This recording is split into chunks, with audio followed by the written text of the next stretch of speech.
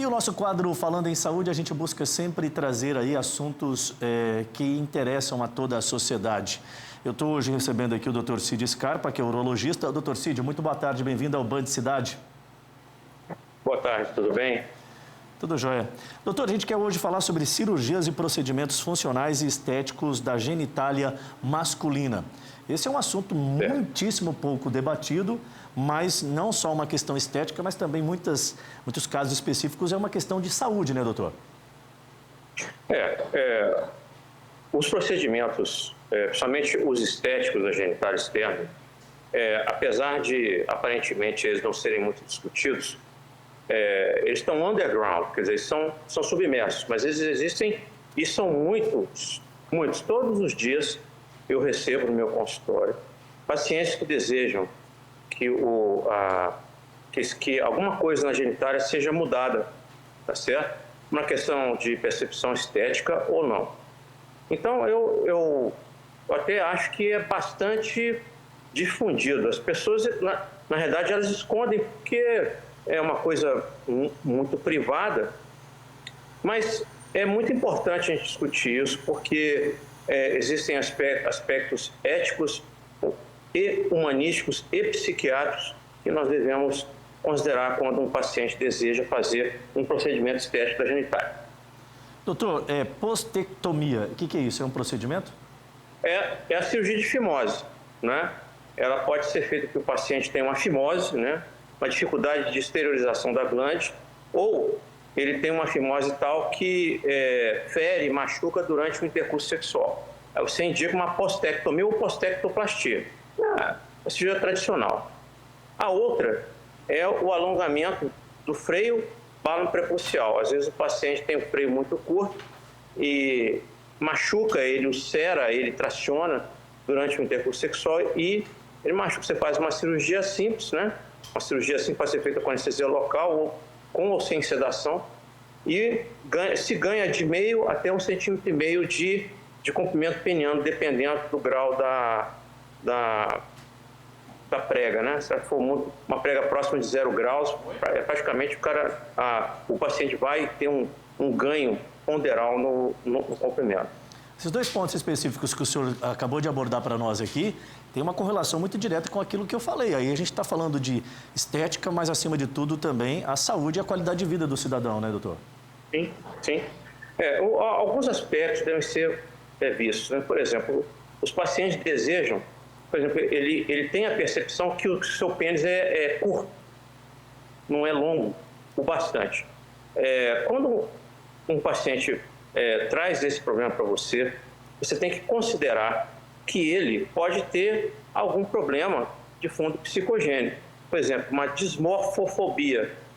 Ele é uma pessoa perfeita, com a saúde perfeita, ele se olha no espelho, mas ele não se vê satisfeito, ou em todo ou em partes, né?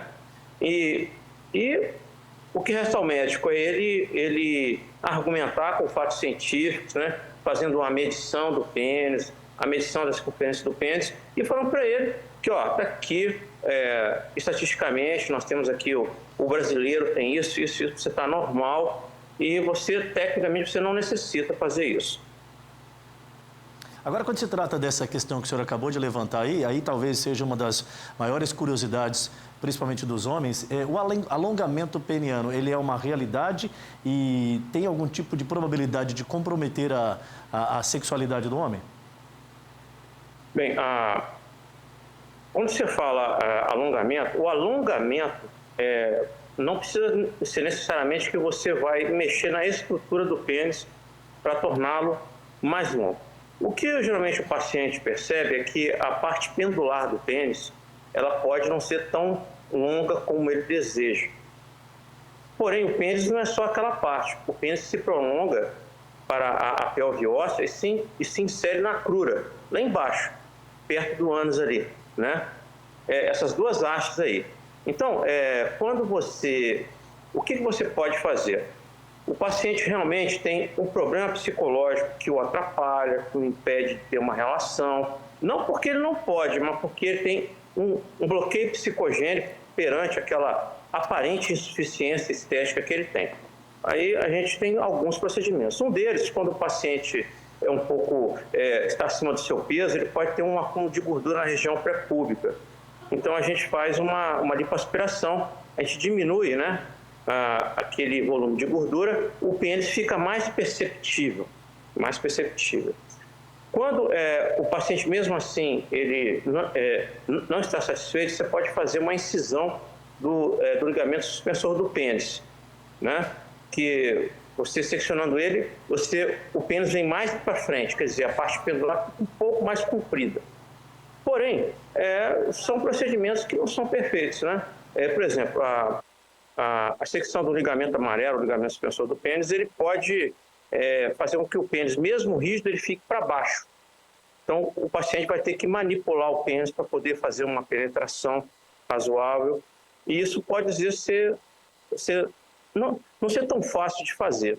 A outra coisa que nós temos é o pênis embutido. O pênis embutido é aquele pênis que está envolto por uma prega de gordura e pele que está muito próxima da região distal dele. Então, dá a aparência que ele é muito pequeno. O que você tem que fazer? Você tem que fazer a transposição desse pênis e colocá-lo em um lugar onde ele vai ter uma projeção, você vai avançar ele mais e o paciente vai ter uma percepção que ele é maior. Doutor, casos de fratura no pênis ocorre? Isso tem como tratar? Como é que muito dá comum. Quem dá plantão no João Paulo vê muito.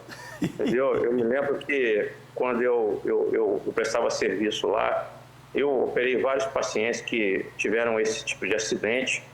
É um acidente, assim, se for visto na hora, né? Imediatamente ele não dá tanta repercussão na sexualidade, mas se deixar para lá, realmente o paciente, o pênis ele vai cicatrizar, mas ele vai ter falhas de enchimento no corpo cavernoso. É uma cirurgia, eu não vou dizer complexa, mas é uma cirurgia que deve ser prontamente feita. A fratura pode evoluir com curvatura peniana patológica. Essa é uma das causas de curvatura peniana patológica, a doença de Peyronie, que é uma doença autoimune, e as curvaturas congênitas, né? O paciente tem isso desde criança, né? E essas curvaturas adquiridas por trauma do pênis, né? Que você deve fazer uma cirurgia chamada corporoplastia, que não é uma cirurgia fácil, não é uma cirurgia, vamos dizer que ela é linear, não. Ela é passiva, a gente faz bastante aqui, mas não é uma cirurgia para o pênis de grande porte. O Sistema Único de Saúde, doutor, ele tem assistido a algum tipo de procedimento em se tratando de alguns pontos desses que a gente está debatendo hoje aqui no programa? Como é que é o posicionamento? Tudo são as pessoas, né? O Sistema de Saúde do Brasil, ele é bastante, no papel, ele é bastante completo, né? Porém, depende das pessoas que o implantam, né? As pessoas que fazem o sistema acontecer, ele não acontece por si mesmo. Então, desde que nós assumimos a chefia do Departamento de Urologia do Hospital de Base, nós nos empenhamos em implantar esses procedimentos que não são tão divulgados, né? Não são procedimentos de exceção, porque são procedimentos éticos. Por exemplo, nós temos 200 próteses penianas lá para implantar, nós estamos já chamando os pacientes que têm uma disfunção grave, nós vamos colocar. A gente faz a cirurgia para correção de curvatura peniana, as postectomias, né? Todos os colegas lá são todos habilitados para isso. Em relação à prótese peniana, nós temos, no Brasil, a prótese que é mais implantada é a semirrígida. Já nos Estados Unidos é inflável. É uma questão de política, né? E de numerário disponível para a saúde. Quando um paciente meu privado, né, um paciente privado vem, ele pergunta qual a melhor. Olha, a melhor, na maioria dos casos, é a inflável, porque ela imita basicamente a ereção fisiológica. Já a semirrígida, ela é como você substituir um dente. No início você acha estranho, depois ele assume uma identidade corporal, você assume ele como seu. Então, o indivíduo tem que reaprender a ter uma relação sexual, qual a melhor maneira dele fazer a penetração, qual a posição mais confortável e menos dolorosa para que ele faça isso.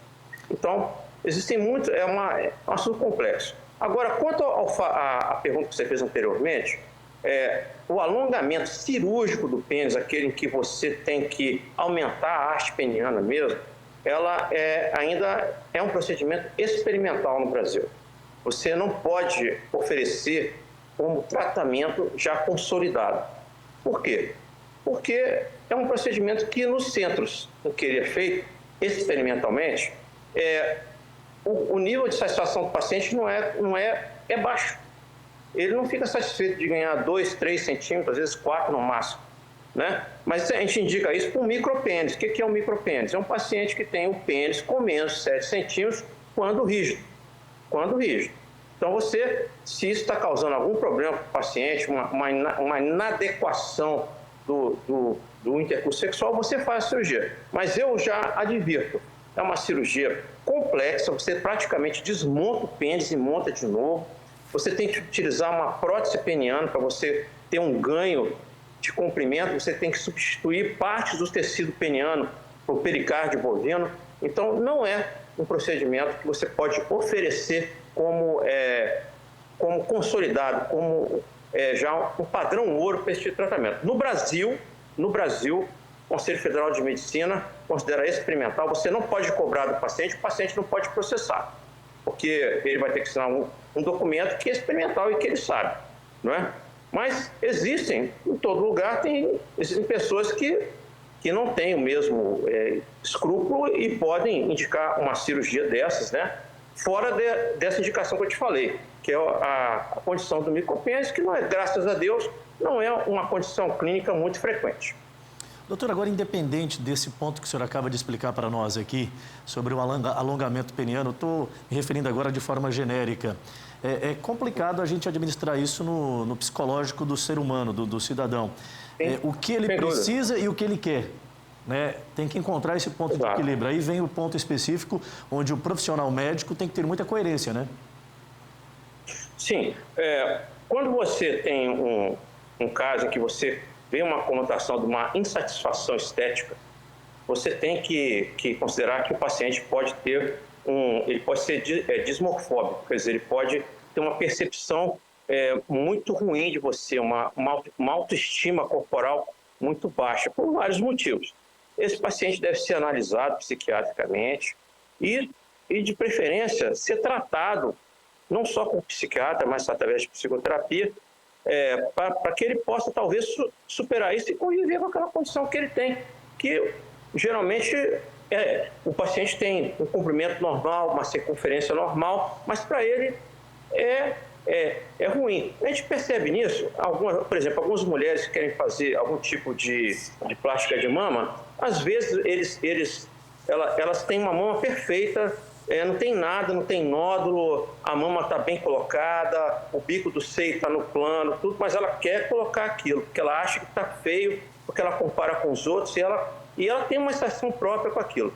Isso acontece com o homem também, por vários motivos. Eu tenho muito cuidado quando um paciente me procura, eu procuro fazer as medidas, conversar com ele, dizer, olha, dentro do padrão brasileiro você está normal, você está até acima um pouco do padrão brasileiro, mas para ele pode ser aquém. Eu sou contra você fazer o que o paciente quer. Você não pode dar o que o paciente quer, você tem que dar o que o paciente precisa, né? Na sua opinião. Se você fizer isso, você deixa de ser médico, você vira um mercador, né? Nos Estados Unidos, existe uma liberalização maior do que aqui no Brasil. Qualquer pessoa pode fazer isso, fazer um alongamento de pênis, ele assinando o termo dizendo que sabe das complicações que autoriza o médico a fazer, pode ser feito. No Brasil, há uma preocupação maior sobre isso, até pelo nosso padrão latino de educação e de afirmação masculina. Então, eu vejo com muito cuidado. Por exemplo, o paciente nos procura hoje, muito comum, hein? Muito comum. Olha, o meu pênis é fino. É fino, mas a sua mulher reclama? Não, mas eu sinto que durante a penetração, poderia eu preencher mais o espaço vaginal dela, talvez dar um pouco mais de prazer para ela e para mim. Quando você percebe que realmente o paciente tem um pênis mais fino e que isso está trazendo um desconforto para ele, existem as injeções de gordura autóloga, né, a gordura que você faz uma lipoaspiração e injeta na região subdérmica do pênis, né, tem várias técnicas. Você pode usar o metilmetacrilato, que eu não indico, porque você, depois de injetado, você não pode retirar. E hoje tem vários produtos. O mais conhecido no Brasil é o Urofil, e tem um outro que eu esqueci o nome agora, que é de ácido hialurônico. O ácido hialurônico, ele é inerte, ele não faz mal, ele não dá alergia. Você pode preencher esse espaço, né, subdérmico em 2 sessões. Você pode ter um ganho de 3 até 8 centímetros de circunferência peniana. Então, é um caso assim, mas você tem que explicar para o paciente que o uso do ácido hialurônico pode ser factível só de 1 ano de duração. O paciente vai ter que ter um outro numerário para gastar de novo para manter isso. E não é barato. Uma ampola hoje está R$3.500, você comprando pessoalmente. Se você vai usar, existem alguns profissionais que ainda cobram em cima disso, talvez dobram o preço. E hoje, um aumento de calibre peniano, né, podemos dizer assim, ele está aqui em Porto Velho de 15 a 20 mil reais, por causa do custo do ácido hialurônico e pela a condição de oferta e procura, né?